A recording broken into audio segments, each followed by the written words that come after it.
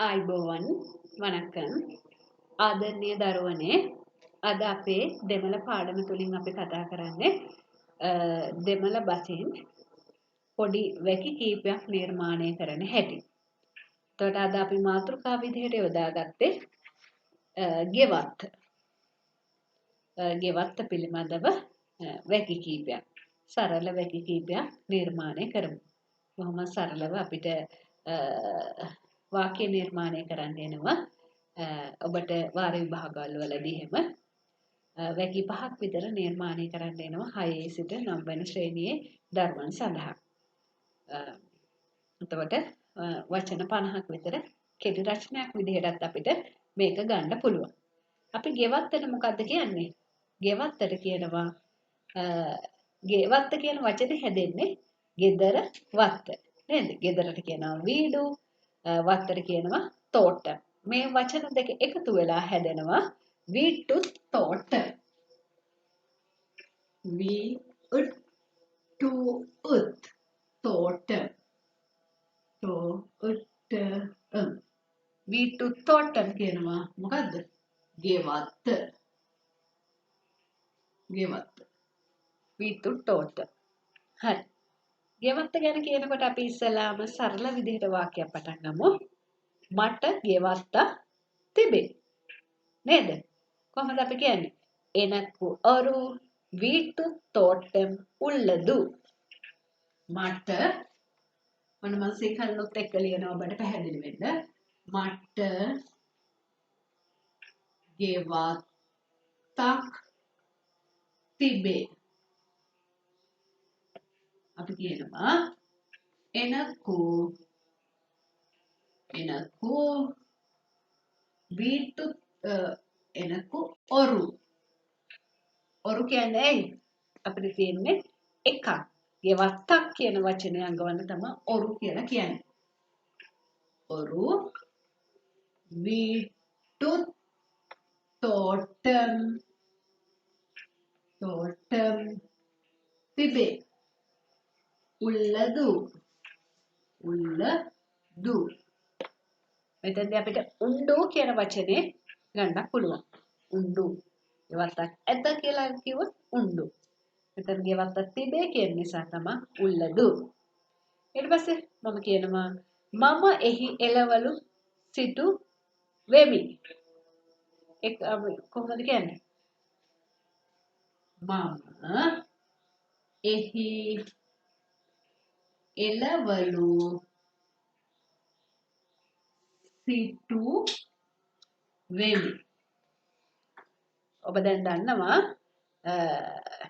අපේ channel එක හරහා හිටපු දරුවෝ දන්නවා සිංහල වාක්‍ය රටාවමයි දෙමළෙන් වාක්‍ය ගොඩනගන්නේ. එතකොට අපි භාවිත කර යුත්තේ අදාළ වචන.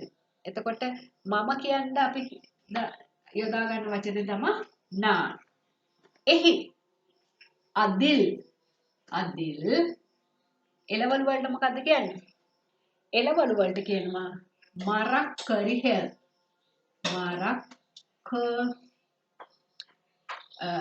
මෙතනට එන්නේ රයින දෙකක් තියෙනවනේ මෙතන සින්නර මරක් කරිහල් කියනවා එළවලුව මරක් කරිහල් එළවලු සිටු වෙමි අතීත කාලේ. එතකොට අපි කොහොමද කියන්නේ? නාටි යුල්ලෙන් නාටි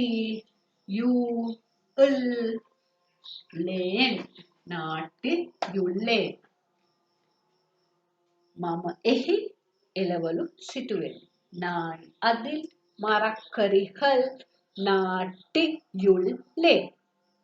බොහොම සරල වැකි දෙකක් තමයි අපි ලියන්නේ. හරි. ඊළඟට නැන්ට තුන්වෙනි වාක්‍යය අපි මොකක්ද ලියන්නේ බලමු.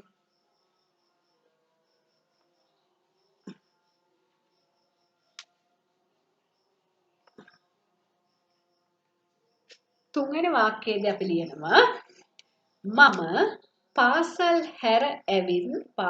ඇරලා ඇවිල්ලා ගෙවත්තේ වැඩ කරනවා. අපි ඒක කොහොමද කියන්නේ? මම පාසල් ඇර ඇවිත් හැර ඇවිත් ගෙවත්තේ වැඩ කරමි. ගෙවත්තේ වැඩ කරමි. කොහොමද අපි කියන්නේ? මම කියන්නේ நான் පාඩශාලේ ඊට පස්සේ ගෙදරට ඇවිත් වීට්ටු වන්දු ඇවිල්ලා ගෙදර ඇවිල්ලා වීට්ටු වන්දු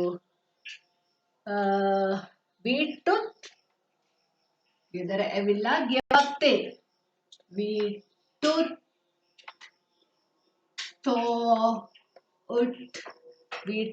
තෝටතෙයි ගෙවත්තේ වීට්ටුත් තෝටතෙයි පරාමරිප්පෙන්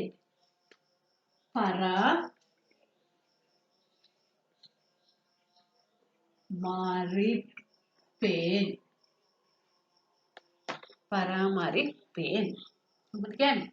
මම நான் පාසල් හැර ගෙදර ඇවිත් පාඩශාලේ වීට්ටු වන්දු ගෙදර ඇවිත් ගෙවත්තේ වීට්ටු තෝටතෙයි වැඩ කරමි පරාමරිප්පෙන්. හරි? ඔන්න ඔය විදිහට තව වැකියක් අපි ලියනවා. ඊට පස්සේ ඊළඟ වැකිය මම කියනවා ගෙවත්තේ තිබෙන එළවලු දැකලා මම සතුටු වෙමි.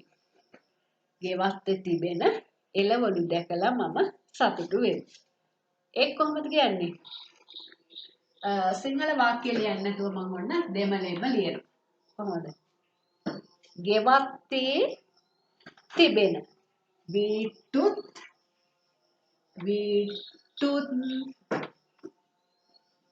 තෝට්ටුතිල්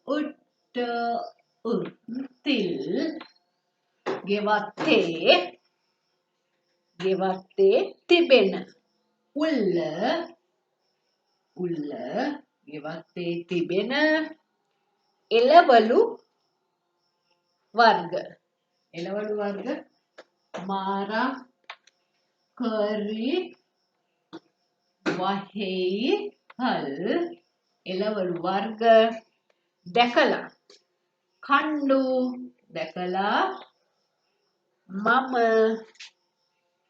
நான் සතුටු වෙමි. මහිල් වේ. ටිකක් දිග වාක්‍යයක් අපි ලිව්වේ.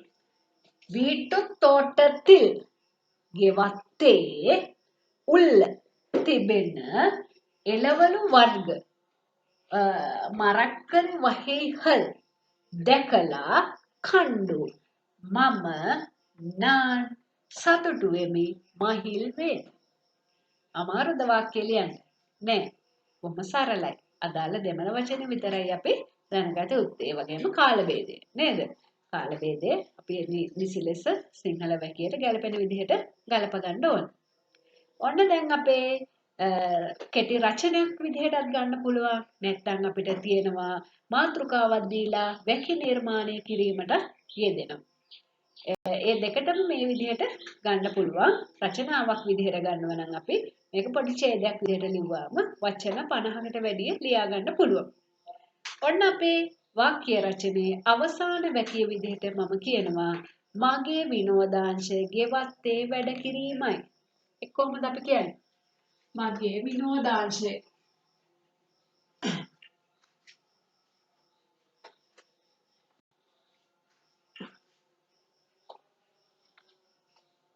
මම කියනවා මගේ විනෝදාංශය. කොහොමද කියන්නේ? මගේ පස්වෙනි වාක්‍යය. එනදු මගේ කියන්නේ එනදු. විනෝදාංශයට අපි කියනවා පොල්ලුදු පෝකු. පොළුදු පෝක්කු. පොළුදු පෝක්කු කියන්නේ විනෝදාංශය. විනෝදාංශ ගැන අපි අපේ channel හරහා වීඩියෝ කීපයක්ම කරලා තියෙනවා. ඔබට විනෝදාංශය ගැන රචනයක් ලියනවා නම් ඒකත් බලා ගන්න පුළුවන්. ඊට අමතරව මේකත් අපේ මගේ විනෝදාංශය කියන මාතෘකාව යටතේ මේ රචනයේ විදිහට අපිට මේක ලියන්න පුළුවන්. ගෙවත්ත වැඩ කිරීම. අපි මේ ගෙවත්ත ගැන කතා කරාට අපි ගෙවත්ත වැඩ කිරීම ගැන මෙතන තියෙන්නේ. එහෙම ගන්නත් පුළුවන්. මගේ විනෝදාංශය ගෙවත්තේ වැඩ කිරීම. එනතු පොළුදු පෝක්කු வீட்டுத் தோட்டம் வீட்டுத் தோட்டம் வீட்டுத் தோட்டம் செய்தல் செய்தல் செய்தல் ஆகும் ආහුම් මගේ විනෝදාංශය ගෙවත්තේ වැඩ කිරීම. එනදු පොළුදු පෝක්කු வீட்டுத் தோட்டம் செய்தல் ආහුම්. ආහුම් කියන්නේ සිංහලෙන් අපි වාක්‍ය අවසන් කරනවා වේ කියලා. නේද? මගේ විනෝදාංශය ගෙවත්තේ වැඩ කිරීම වේ. වේ කියන අදහස දීම සඳහා තමයි අපි දෙමළෙන් ආහුම් කියන අකුරු තුන භාවිත කරන්නේ. එතකොට මේ විදිහට අපිට ගෙවත්ත එනදු வீட்டுத் தோட்டம் මගේ ගෙවත්ත යන මාතෘකාව යටතේ වැහි නිර්මාණයක් හෝ නැත්නම් කෙටි රචනයක් ලියන්න පුළුවන්. එහෙනම් මේ වීඩියෝ එක නැරඹුව ඔයාලට මේන් යම් ප්‍රයෝජනයක් ලැබුණා කියලා හිතනවා නම් විතර දැන්වම subscribe කරලා අපහා එකතු වෙන්න. එතකොට අපේ මේ channel හරහා කරගෙන යන පාඩම් ඔයාලට ගෙන්න ගන්න ඔයාලා ළඟටම ගෙන්න ගන්න පුළුවන්. ඒ වගේමයි ඔයාලගේ යාළුවන්ට share කරන්න අමතක කරන්න එපා. එහෙනම් දරුවනේ අපි තවත් දවසක මේ වගේ අලුත් පාඩමකින් හමු වෙමු. දරුවෝ හැමෝටම අයිබෝවන් වණක්කම්.